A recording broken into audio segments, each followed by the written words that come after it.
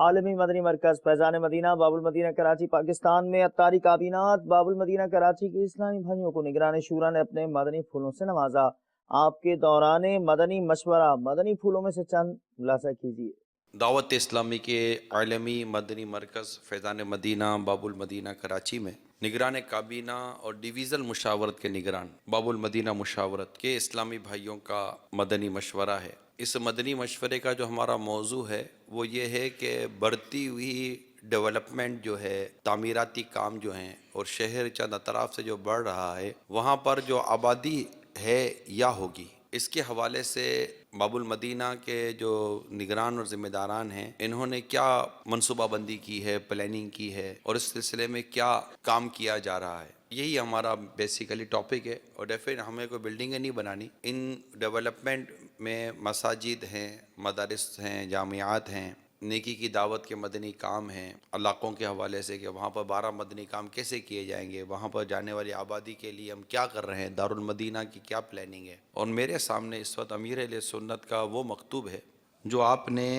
1423 میں تحریر فرمایا، 14 سال پرانا یہ مکتوب ہے۔ میں نے کافی اس میں گزارشات لکھی تھی کہ یہ ہو رہا ہے کیسے ہوگا، یہ ہو رہا ہے کیسے ہوگا، یہ ہو رہا ہے کیسے ہوگا۔ آپ نے جو مجھے تحریر بھیجی، اس تحریر میں ہمت بڑھانے والا انداز تھا،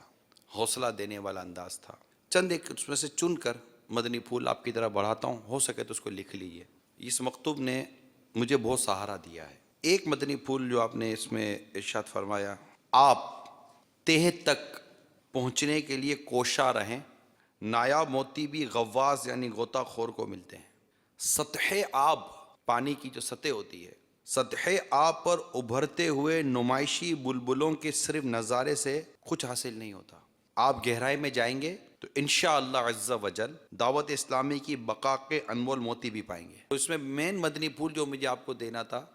وہ یہ تھا کہ موتی اسی غوطہ خور کو ملتے ہیں جو سمندر کی تہ میں جائے گا۔ آپ کی جو تہ ہے نا، ڈیپ ہے، جو آپ کا گراؤنڈ ہے، وہ آپ کا ذیلی حلقہ ہے اور آپ کا بڑھتا ہوا کام ہے۔ آپ نے دیکھنا ہے کہ آپ کا حصہ کہاں تک جا رہا ہے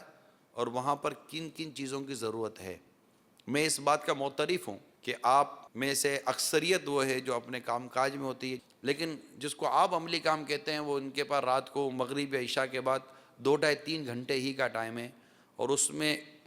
اس ڈیولپمنٹ کے ساتھ آپ نے ان کو 12 مدنی کاموں کو اسٹیبل رکھنے، پھر مدنی مذاکروں میں تعداد لانے، امامت کورس کے لیے تیاری کروانے، ائمہ مساجد کے کورس کی تیاری کروانے،